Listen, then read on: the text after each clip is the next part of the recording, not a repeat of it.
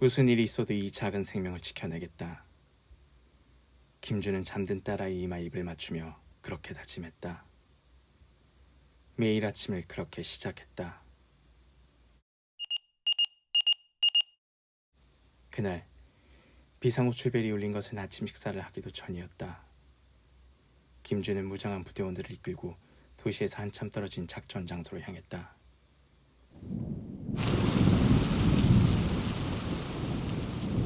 조금씩 떨어지던 빗방울은 어느샌가 폭우로 변해 있었다. 길을 넘는 갈대가 파도처럼 일렁인다. 김준과 그를 따르는 대원들은 촉각을 곤두세우며 칠흑 같은 어둠 속을 나아갔다. 이들은 특별한 신체 능력을 지닌 각성자들. 김준은 이 정예 부대를 이끌고 있었다. 그러나 표적은 압도적으로 강했다. 좌표에 근접한 지 채 10분이 되지 않아 4명의 부대원만이 남았다. 그때 또다시 살기가 들이닥쳤다.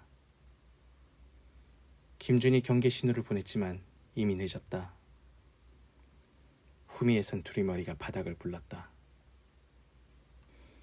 이제 남은 것은 김준과 육서뿐. 최정의 부대가 순식간에 전멸한 셈이다. 일평생 오직 강해지는 것을 목적으로 살아온 남자들이었다.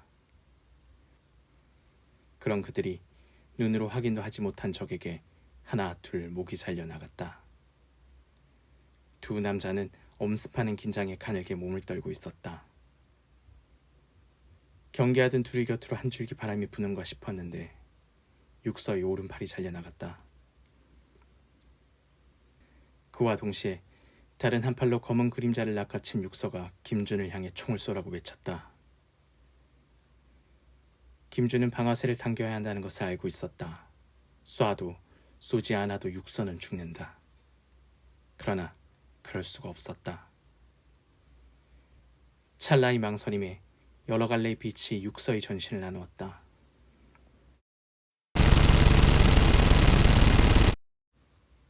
김준은 그림자를 향해 총을 난사했지만 놈은 이미 시야에서 사라졌다. 이제 남은 것은 김준 자신뿐이었다. 김준은 추적장치를 벗고 총보다 궤적이 자유로운 칼을 빼어들었다. 기척을 죽이고 자세를 낮췄다. 바람의 방향이 바뀌자 비릿한 피냄새가 묻어났다.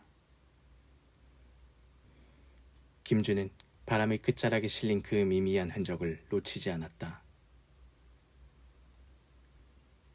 놈도 상처를 입은 것이 틀림없다.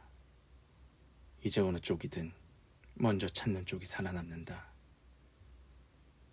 그렇게 생각하며 살얼음을 걷듯 조심스럽게 걸음을 내딛는데 김준이 기척 없는 움직임에 개구리가 밟히고 말았다. 그 소리에 김준은 그대로 몸이 얼어붙었다. 놈이라면 못 들였을 리가 없다. 칼자루를 움켜쥐고 어둠 속을 노려보는데 시간이 지나도 아무런 기척이 없었다. 듣지 못했나라는 생각이 들 때쯤 지척에서 들려온 놈의 목소리에 김준의 몸이 반사적으로 튀어올랐다. 놀라운 도약이었다. 허공에서 김준은 마지막 기회를 도모했다. 사방을 주시하고 있을 때 무섭게 쏘아져 들어오는 살기를 감지했다. 뒤다. 김준이 몸이 회전하며 엄습하는 그림자를 후려찼다. 하지만 김준이 발은 허공을 갈랐고 살기는 전혀 엉뚱한 방향에서 쏘아져 들어왔다. 깨닫는 순간 예리한 한계는 이미 김준의 목을 훑고 지나갔다. 고통을 느낄 새도 없이 그렇게 김준의 의식이 사라졌다. 얼마쯤 지났을까? 김준이 눈을 떴을 때 놈은 김준 앞에 있었다. 김준은 반사적으로 권총을 빼들고 놈을 겨누었다. 지금까지 수많은 사람을 죽여온 놈은 너무나도 태연하게 자신이 저지른 짓을 어쩔 수 없었다고 변명하고 있었다. 계단 위를 바라보던 놈은 그쪽으로 등을 돌렸다. 김준은 멈추라고 소리쳤지만 놈은 아랑곳 없었다. 방아쇠를 당기는데 더는 망설일 이유가 없었다. 빗나가지 않은 총알에 남자는 쓰러졌다. 표적을 사살했지만 부하들의 희생이 컸던 작전에 대한 죄책감으로 김주는 군을 떠나기로 결심했다. 규정대로 민간인의 신분이 되기 위해 능력을 봉인당했다. 김주는 딸과 함께 시골로 향했다. 산과 강과 바다가 모두 있는 한적한 마을이었다. 도시와 다르게 조용했고 딸도 하루가 다르게 밝고 건강하게 자라났다. 김주는 이곳에서 도개교를 관리하는 새로운 직업을 얻어 지난 날의 상처를 치유해가며 조용하고 평범한 하루하루를 살았다. 그러던 어느 날 일을 시작한 지 얼마 안 된 김준에게 낯선 사람들이 다가왔다. 다가온 남자는 이 동네 교회에 새로 부임한 담임 목사라고 했다.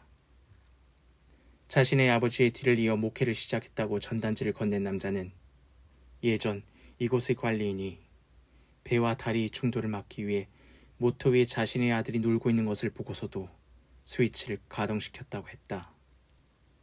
보다 많은 사람들을 구하기 위해 아들이 모터의 톱니에 으깨지는 것을 감내는 그가 숭고한 희생정신을 가진 인물이라고 하며 함께 온 일행과 뜬금없이 큰 목소리로 찬송가를 부르고 그를 추모하는 기도문을 읊었다. 그런 사고가 있었음에도 모터 주위에 여태 안전장치조차 없는 것이 김주는 어처구니가 없었다. 기념비보다 경고문과 사람들이 접근하지 못하도록 안전한 철망을 만드는 게 우선이라는 김준의 말에 목사 일행은 굳어진 표정으로 돌아섰다. 김준은 이후 관련 시설에 전화해 안전 문제를 제기했지만 자신들의 관할이 아니라는 답변뿐이었다. 그렇게 뺑뺑이 돌듯 넘겨받은 전화번호만 수십 개를 거쳐 결국 제일 처음 전화했던 시설관리공단으로 돌아갔다. 처음에 발뺌했던 공단은 조형물처럼 보이는 거대한 톱니 주변에 철조망을 설치하게 되면 도시 외관을 해칠 우려가 있다는 입장이었다. 그것이 누구의 머리에서 나온 결정인지 김주는 하도 기가 막혀서 말을 이을 수가 없었다. 고려해보겠다는 원론적인 답변을 끝으로 전화는 끊겼다. 안전망 설치가 빠른 시일 내에 이루어지지 않을 거라는 생각에 김주는 우선 급한 대로 가시덤불을 잘라 모터 주변에 울타리를 만들어 놓았다. 그러나 다음날 출근해서 보니 감쪽같이 울타리가 사라져 있었다. 김주는 누가 울타리를 제거했는지 물었지만 이전 근무자도 모르는 일이라고 했다.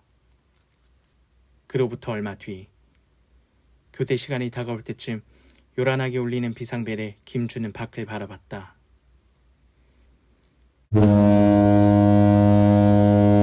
흰색의 화려한 요트는 처음 이곳에 왔을 때 동료가 말하던 그 배였다.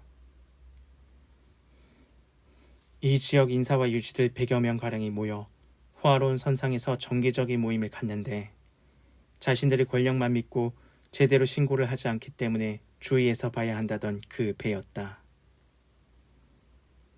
그것이 공단의 장 안규영 개인 소유의 배라는 것을 최근에 알았다. 국립대학교 총장에 이어 공단장 자리를 차지하고 있는 놈은 여색과 갑질로 유명했다. 사전에 통행신고도 없이 어서 열라는 듯 백고등을 울리는 것도 놈의 갑질 중 하나인 것이다.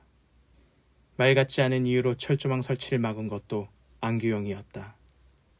햇살에 번쩍이는 요트는 이미 레드라인을 넘어섰음에도 속도를 전혀 줄이지 않고 있었다.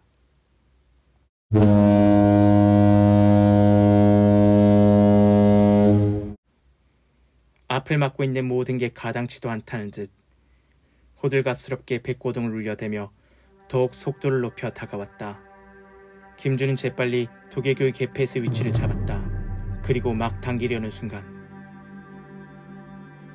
무심코 향한 시선에 그대로 동작과 호흡이 멎었다. 소리가 닿기에도 아득한 다리 맞은편 모터 위에 걸터앉아 책을 보고 있는 아이는 자신의 딸 나나였다. 혼자 어떻게 여기까지 온 것일까? 학교에서 기다리지 않고 자신을 찾아온 모양이다.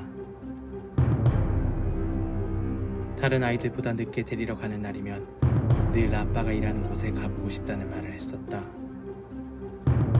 위험해서 안 된다는 말에 차마 다리는 건너오지 못하고 자신이 세워둔 차 옆에 앉아 자신을 기다렸던 모양이다. 하지만 7살 아이가 조형물처럼 생긴 모터의 용도를 아예 없었다.